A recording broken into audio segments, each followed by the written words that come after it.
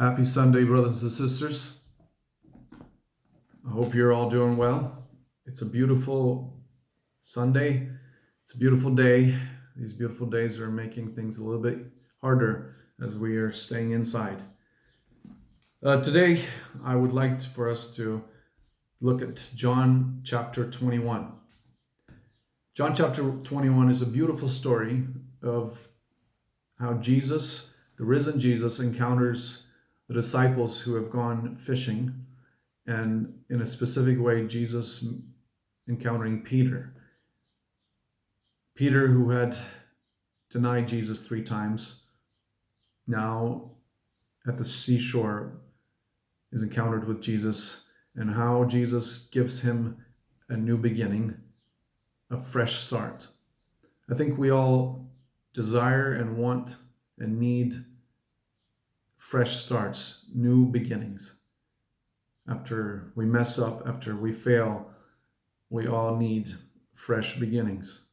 And John 21 confirms that Jesus, the risen Jesus, he gives fresh beginnings. He gives new beginnings, even for us today.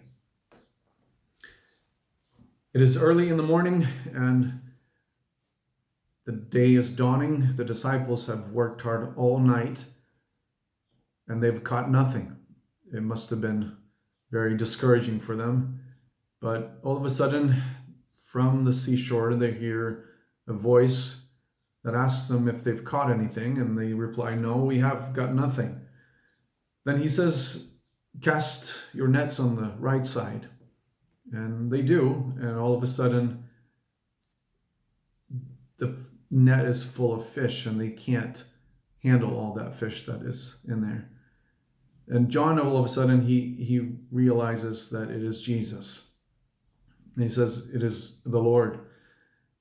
And Peter, he just drops everything, jumps in the water and swims to the shore to meet Jesus.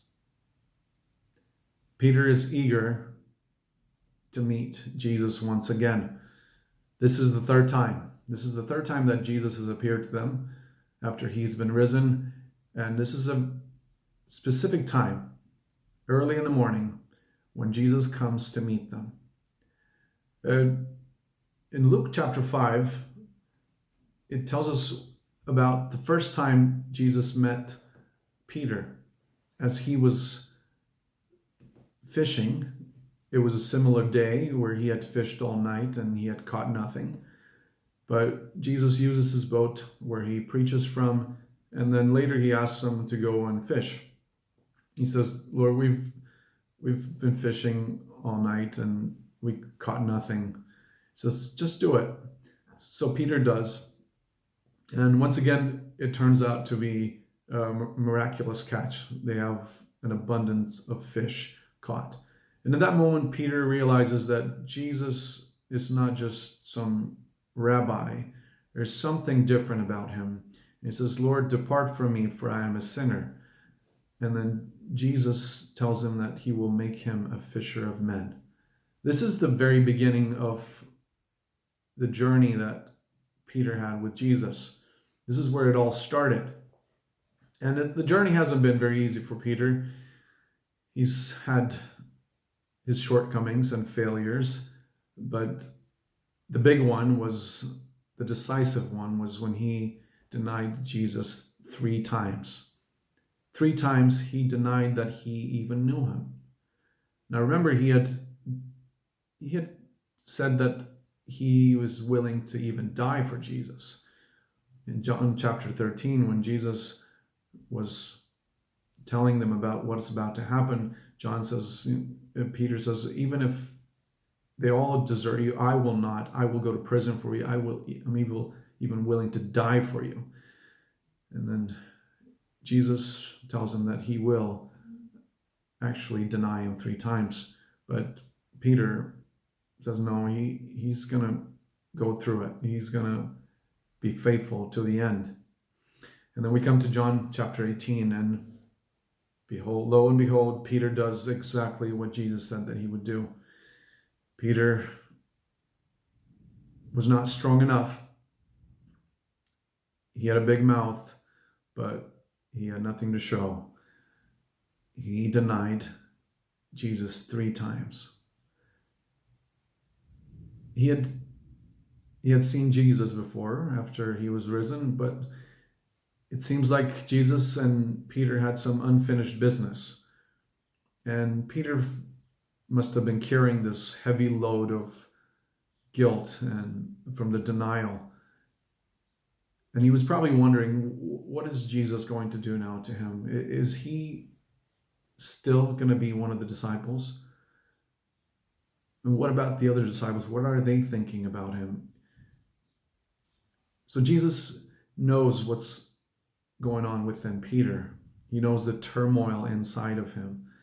And he comes to the seashore to meet Peter, who's tired, who's been fishing all night. He had caught nothing. But now Jesus shows up and he's got plenty of fish. And he's even prepared a breakfast for them. John goes on to tell us of a personal conversation that Jesus has with Peter. Jesus addresses Peter and he asks him 3 times if he loves him.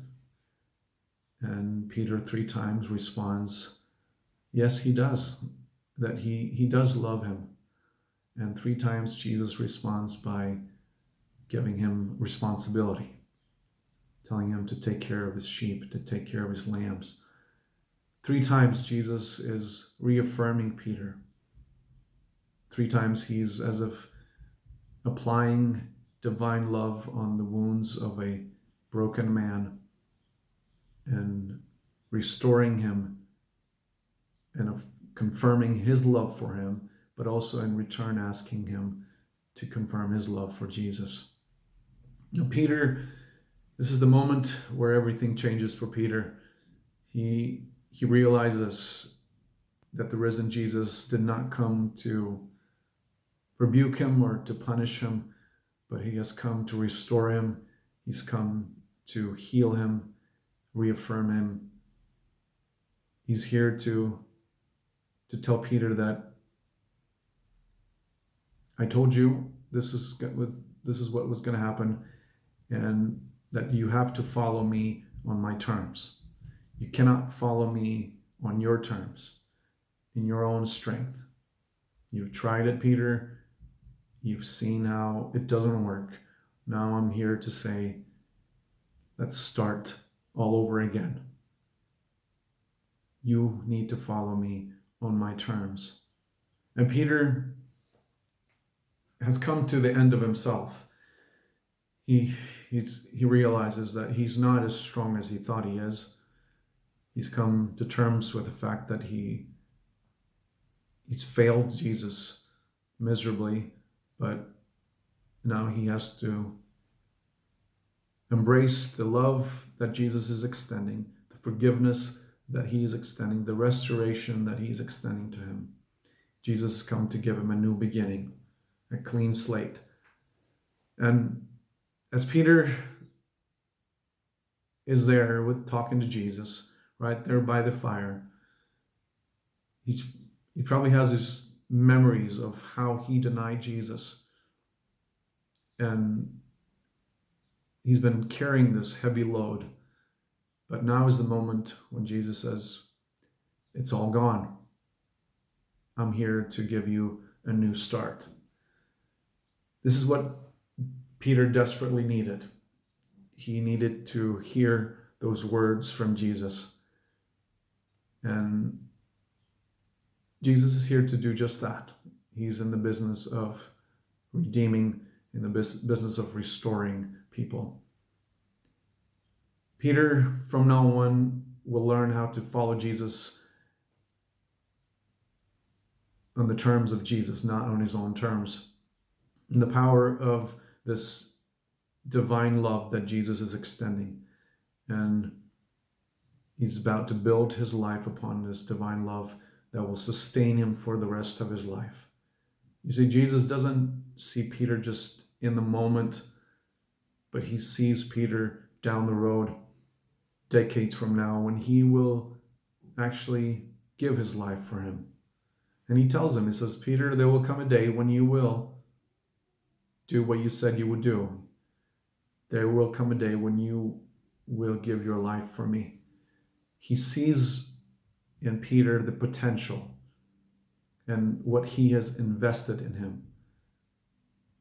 It's not, he doesn't see just the limitations of Peter and the failures of Peter, but he sees what he can do in Peter and through Peter. He sees the Peter that will one day stand his ground, the Peter that one day will no longer deny, but he will be willing to give his life and actually do it and not deny Jesus anymore. This is the power of the resurrected Jesus that takes Peter's denying Peters and turns them into the Peters that will be willing to give their lives for him. As Peter receives and embraces this love and forgiveness from Jesus, this restoration, this new beginning, he's looking around, he's thinking about what this will look like in the future. And he's probably a bit nervous. And he sees John following. He says, what about John? What about him? And Jesus responds to Peter, says, what is that to you, Peter? Don't worry about John. That's none of your business.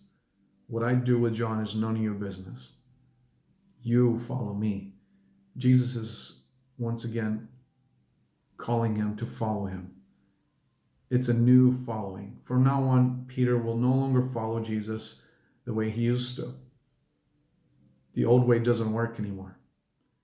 In light of the risen Jesus, he has to follow Jesus now in the power and the life that comes from the resurrected Jesus. This time between Jesus' resurrection and the day of Pentecost, when the Holy Spirit comes upon the disciples, is a time when Jesus is preparing his disciples for what is to come, and that things are going to be different from now on. They can't go on the way they used to. There's going to be new power that will enable them to be the people that Jesus wants them to be. This love, this unconditional love that is extended to Peter, is what will sustain Peter for the rest of his life and what will enable him to be the man that God has called him to be. Peter will learn how to not depend on himself as the one who is called or on his calling, but on the one who called him.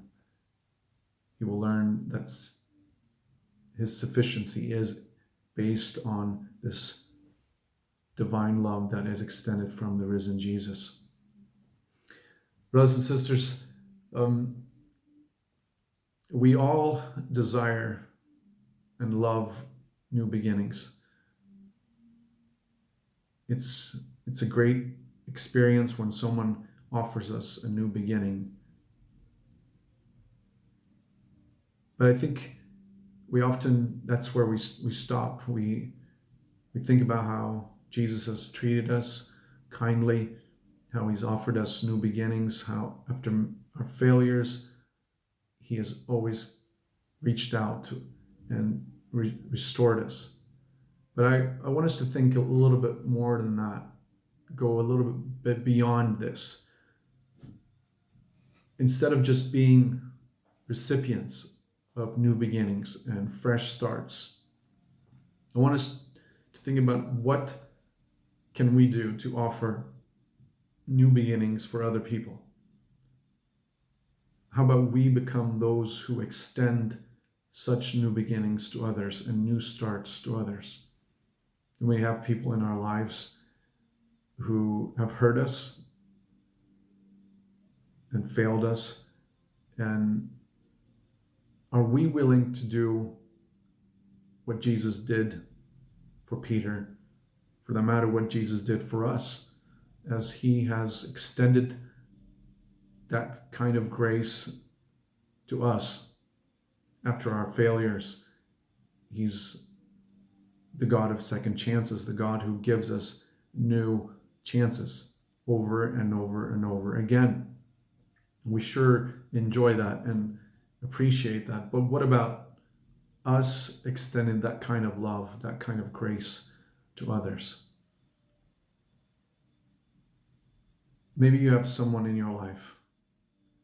Maybe it's someone in your family, maybe a friend that needs that kind of new beginning, that needs that kind of grace to be extended to them. The story of Peter is one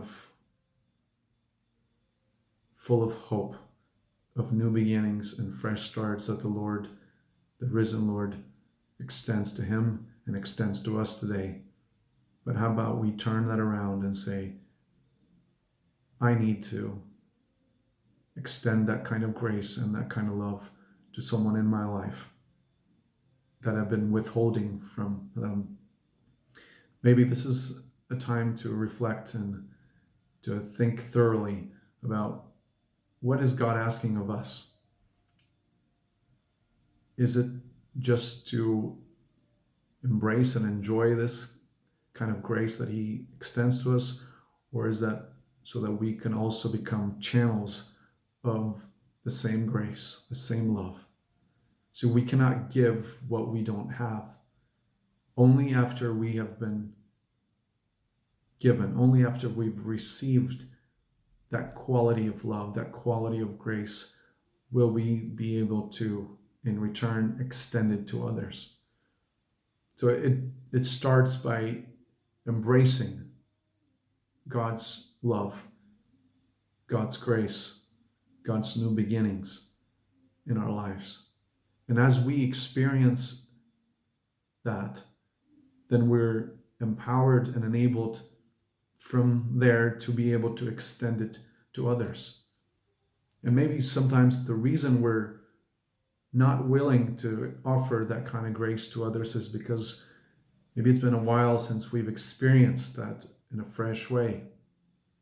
Maybe today is that day when we are honest with ourselves and let Jesus speak to us in a fresh way to restore us, to extend that love, and that from receiving, after we've received from Jesus, then we will be able to extend that same kind of love to others, that same kind of grace to others. Brothers and sisters, I pray that today we will encounter the risen Jesus in a fresh and new way. I don't know how you're feeling today. I don't know what you've gone through these days. I don't know your past or what's lingering from the past. But no matter how big it is, Jesus can come and do what he did with Peter. With his divine love and grace, he can heal those wounds, he can restore, and he can offer fresh and new beginnings.